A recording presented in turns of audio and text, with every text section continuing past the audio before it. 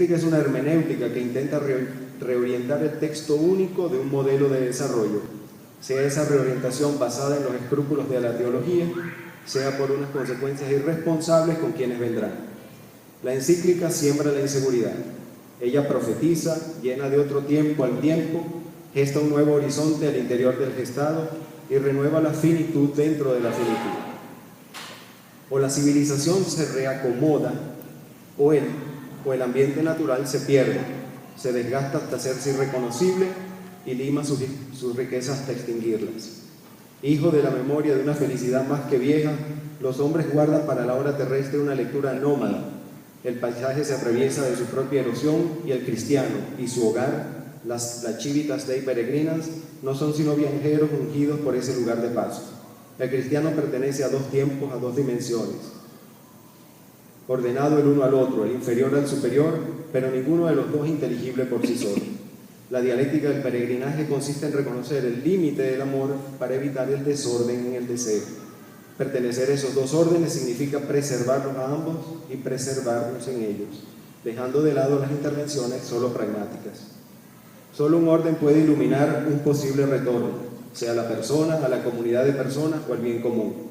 Ser cooperadores de Dios siguiendo a Dionisio ha posibilitado la actual expansión científico-técnica, pero los medios que ayudarían a conseguir las primicias de lo más elevado olvidan su condición de medio y absolutizan sus prácticas, borran sus roles y extirpan el orden de los fines.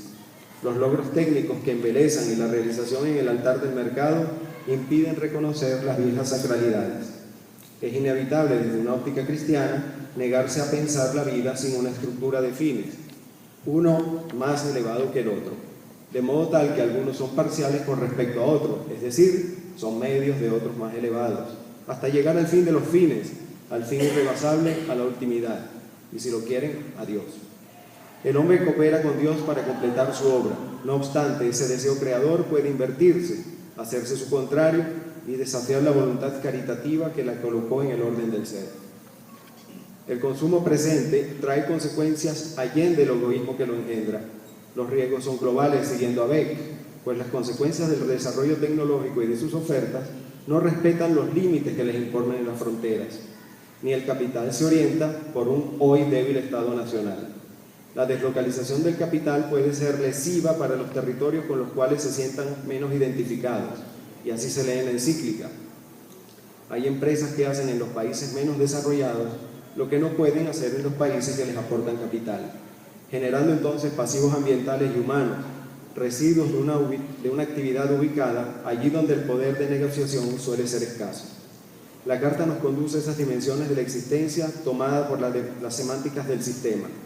Es explícito el texto, pues nuestras actitudes reducidas a la dominación o el consumo deberían recordar esos otros aspectos que no pueden ser concebidos como un saber efectivo. La belleza nos llama e interpela, el asombro nos solicita, la mística entre los espacios infinitos fortalece nuestro estupor. No reconocer el prodigio es parte de esa normalización cotidiana obligados a padecer, cruz que no se ocupa del lugar peculiar del ser humano, ni del bien común, ni de la trascendencia. Es nuestro universo de comunicaciones telemáticas, donde los textos ya no están encerrados en la concreción de su materia. La multitud infinita de sentidos se revoca hoy en pro de los nuevos señores del sentido. Algunos se preguntan por qué hay que vivir en medio de grises que dan al traste con los verdes. ¿Por qué la diversidad tendría que dar paso a una imbecilidad homogénea, construida de caprichos importados, de tranquilidades artificiales y de descartes exagerados, incluyendo los embriones vivos en esta lógica de luz y tira, incapaz de admitir dignidad en la naturaleza? La instrumentalización de la vida y la constitución de una biopolítica no significan sino la pérdida de un tipo de socialización nutrida de recursos comunicativos aportados por la tradición, renovados por las prácticas cotidianas y revisados por el lenguaje. La autooptimización técnica que prescinde de la reflexión, cómo comprendernos y ponernos fines, supone que la intersubjetividad tiene poco que opinar acerca de su propia transformación. La cultura del descarte, como explícitamente escribe Bergoglio, incluye no solamente la obsolescencia, a la que rápidamente se vuelven las mercancías, sino también a quienes, menos visibles, se convierten en los desechos sociales de un desarrollo vertiginoso que deja detrás de sí basura y pérdida de trabajo humano. La dermicidad del mundo digital y la pérdida de la somaticidad del encuentro contribuyen al ruido dispersivo de la información, a la fragmentación de los significados en la medida en que los datos se hayan desprovistos de contexto y la frivolidad suele abrazar los comentarios acerca de la noticia. La Evangelii Gaudium habla de la natural disposición humana hacia la belleza. El camino del peregrino no deja de estar avalizado por señas, signos y sacramentos. No hay manera de olvidar las palabras agustinianas en torno al orden y el amor. Aún más, en el orden mismo resplandece el índice de una ausencia presente o de una trascendencia que no ha abandonado la inmanencia. Para el cristianismo, amor, orden, verdad y belleza se coimplican, mostrando in obscuritate la condición vinculada de las personas divinas. Trinitariamente, el mundo es una trama de relaciones que el ser humano ha ido cercenando. Eso no significa que no se encuentre relacionado, sino que el hombre no reconoce ya su propia dimensión relacional. Con ello, por ejemplo, el no matarás se restringe al campo de una abstención más que al de una actitud positiva, pues no matarás, dice Levinas, también lleva consigo la acepción, tú cuidarás del otro, fundado en la persona que sale de sí misma para vivir en comunicación con Dios, con los demás y con todas las criaturas. El universo cristiano es del orden del amor, el amor es su orden. San Agustín, doctor de tantas cosas, habla del ordo amoris, es decir, del orden de la caridad, del orden que no desatiende su fin más elevado. Así, el mundo moral debería guiar las obras de las técnicas. La fábrica del saber técnico quedaría así arropada por el bien metafísico que impregna el orden del mundo. Mas la civilización tecnológica parece suprimir tanto los sacramentos del mundo como la racionalidad independiente de un ser que no proviene de ella. Hay que apartar a Dios mediante los rendimientos de la providencia humana. En una orgía de sensaciones sin concierto, sin jerarquía, sin más y sin menos, el valor se somete a la divinización del mercado, máxima coincidencia de opuestos en cuyo seno toda cosa, evento o dignidad se convierte en tasa. La vía de la belleza extravía de esta manera su fin trascendente. Con ello no hace sino incentivar todos los extravíos posibles desde la óptica cristiana, permitiendo una transitividad del espíritu entre los bienes, de bien a bien, no buscando ya dejar el tránsito en las orillas en las que ya no lame ningún devenir turbador. No es menester ya, pues, salir de lo humano en un horizonte edificado a fuer de progreso técnico y de consumo, pues la técnica se ha aliado con el consumo, mientras los fines morales esperan en su rincón por la rehabilitación del bien común dejado en sordina. La espectacularización mediática expropia lo íntimo y lo ajeno, nos expulsa hacia una aventura que no es la nuestra y coloca la voz de lo semejante en el ruido de lo mismo, es decir, en el formato que por su escándalo obtiene rating o lo que es igual se compra y se vende, una única medida aceptada de lo válido. Nuestro prójimo estaría en Hollywood. En el entorno de una economía global, la administración de lo común ha sufrido un conjunto de prácticas reduccionistas. Dicha reducción antropológica hace del ser humano algo orientado hacia el consumo o un cliente de las políticas sociales del Estado. La misma persona es un bien de consumo, descartado cuando ya no genera un beneficio.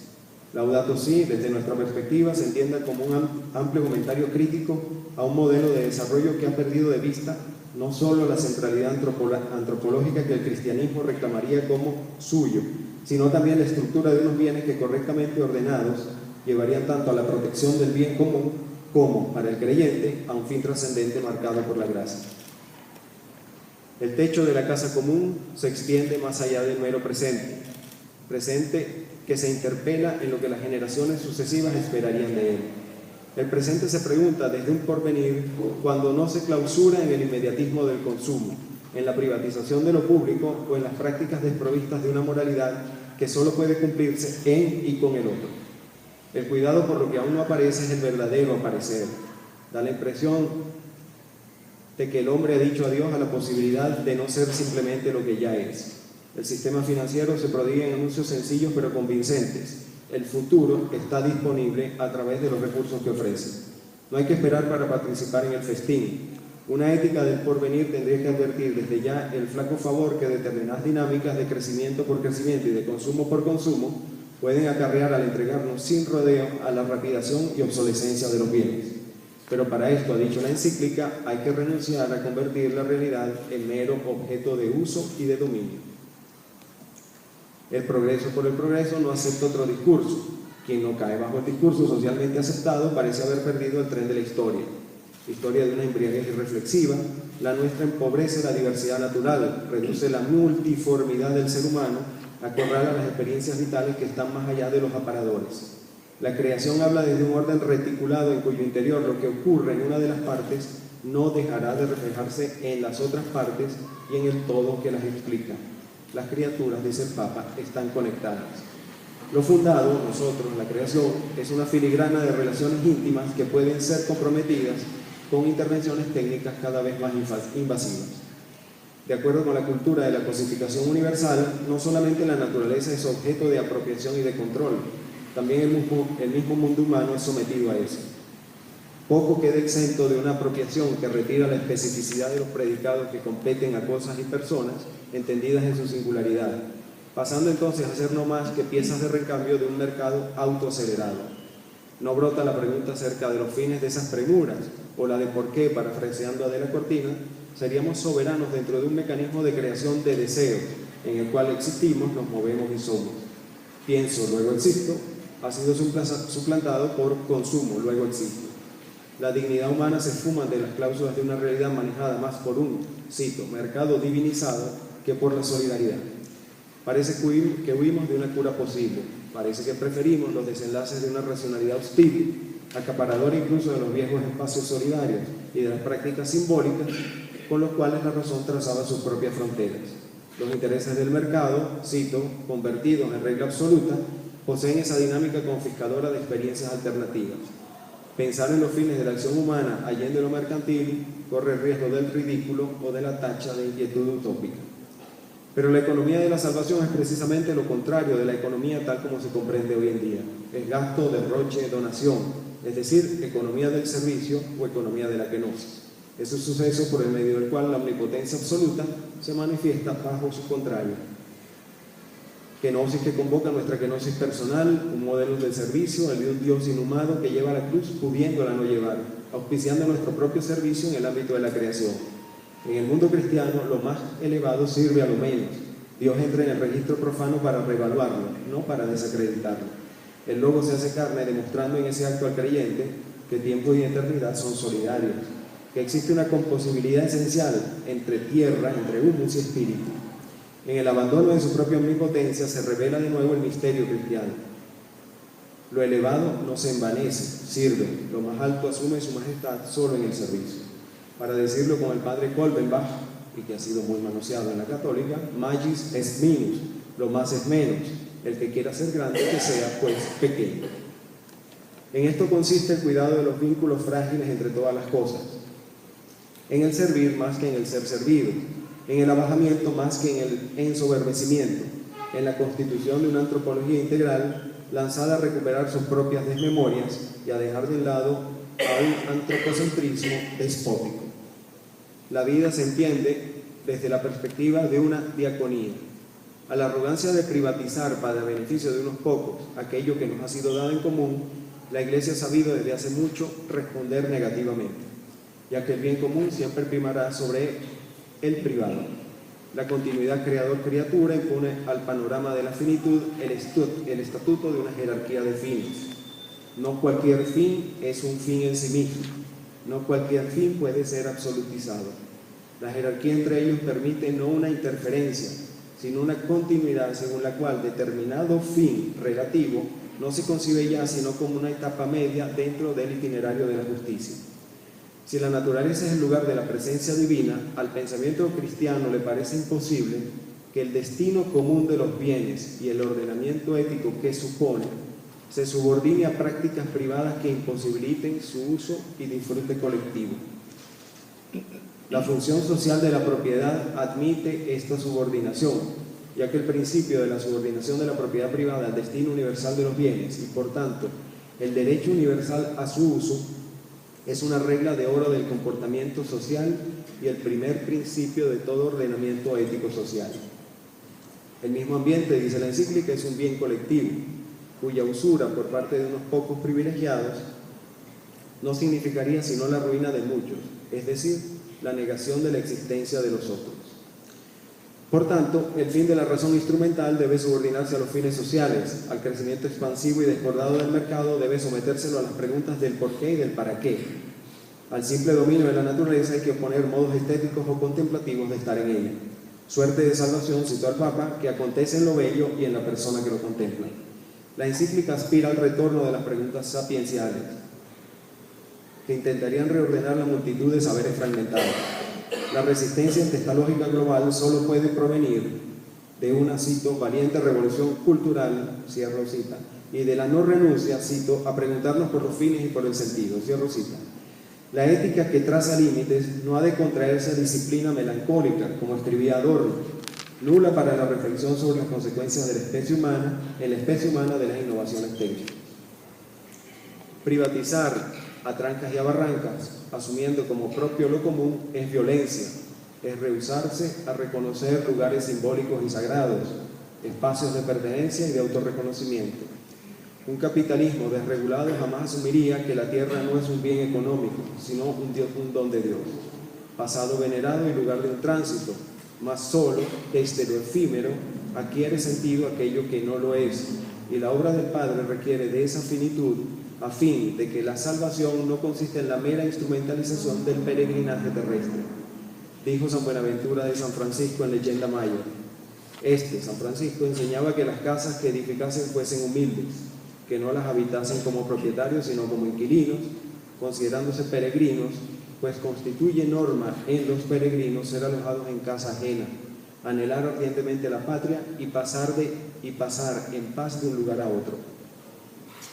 El bien común no está reservado únicamente para el aquí y el ahora, sino que debe contemplar, cito, la solidaridad intergeneracional, es decir, el mantenimiento responsable de los bienes conferidos. La ética de Adorno tendría la tarea de pensar en los límites de un futuro cuyo presente tiende a marginar. Un presente sin futuro ya ni siquiera es un presente. No hay proyecto, no hay movimiento destinal, no hay reedición ni ruptura en las continuidades históricas. La redefinición del inmediatismo egoísta actual se precipita hacia las preguntas capaces de perfilar una crisis en el modelo de consumo. Si rebrotan estas preguntas, quizá los fines sean guiados éticamente. Sí. ¿Para qué pasamos por este mundo? ¿Para qué vinimos a esta vida? ¿Para qué trabajamos y luchamos? ¿Para qué nos necesita esta tierra?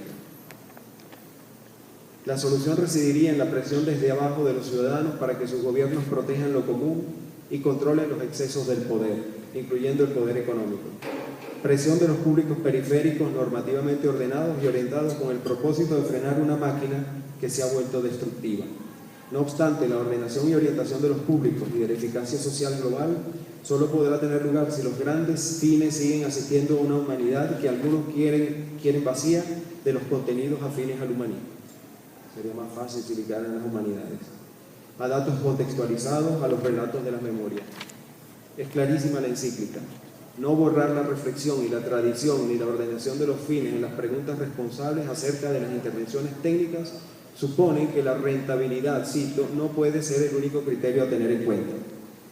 La reducción del ser humano a privatismo, exitismo, rentabilidad y autoimagen resulta en un inadmisible desorden antropológico.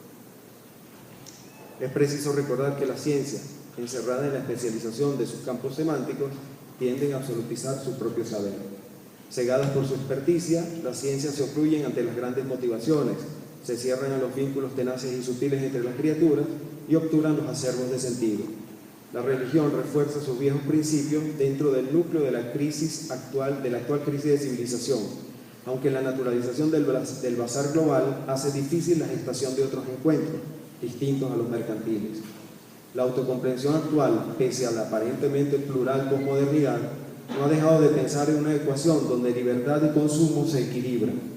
En opinión de Habermas, los autos que han caracterizado a la modernidad, autoconciencia, autodeterminación y autorrealización, fueron adquiriendo un carácter privado, aunque esos autos indicaron en sus inicios una revisión reflexiva de las tradiciones y el igualitarismo universalista en derecho y moral. Pero al mismo tiempo Habermas reconoce las fallas presentes hoy en la autocomprensión de la modernidad, cercana a un, cito a Derrida, fundamentalismo del mercado. De acuerdo con Laudato Si, tenemos demasiados medios para unos escasos y raquíticos fines, medios que suelen olvidar los impactos morales surgidos de su propia eficacia. Según su lógica, el hoy debe ser gozado hasta la muerte, El amor no tiene mañana y el deseo está seco de trascendencia. Como toda conversión, la conversión ecológica, cito, está citada conversión ecológica, significa una transformación del propio ser y de sus relaciones. De aquí se infiere una negación extrema del consumo, no, sino una negación del consumo extremo. Se sugiere además una nueva sensibilidad, una reflexión por el porvenir y una secreta complicidad entre lo profano y lo divino. ¿Qué hacer? Como toda pregunta ética, la de los fines pone en cuestión e interpela lo constituido, llama a capítulo nuestras creencias más anquilosadas y despierta una sensibilidad angustiada, incapaz para conectarse consigo misma. Si hay que escuchar los propios vacíos, es menester que las voces habituales, vendidas como nuestros fármacos más eficaces, callen, que los aparadores sean solo eso, aparadores y no marquesinas, y que la apertura al mundo, que define toda trascendencia, no permanezca aquel de sus propias posibilidades. Una reflexión acerca del mañana instituye la fragmentación entre sus líneas, ciertamente, pero no tiene por qué derivar de ellas una reducción de nosotros mismos. Hablemos para permitir al mundo recobrar su amplitud, permitiéndonos así penetrar nuestra propia amplitud. Para un creyente, dicha hermenéutica se ordena y subordina a la gloria de una totalidad ya siempre dada, sembrada de claves para un retorno que nos permite exclamar: sé en quién me he perdido para ya no perderme más. Para el no creyente, ella se ofrece al sigilo de lo posible y a la pregunta acertada, es decir, a la que cuando pide cuentas clava su flecha en el corazón del presente, tal vez necesitado este presente de otras infinitudes, de otras experiencias y de viejos olvidos. Gracias.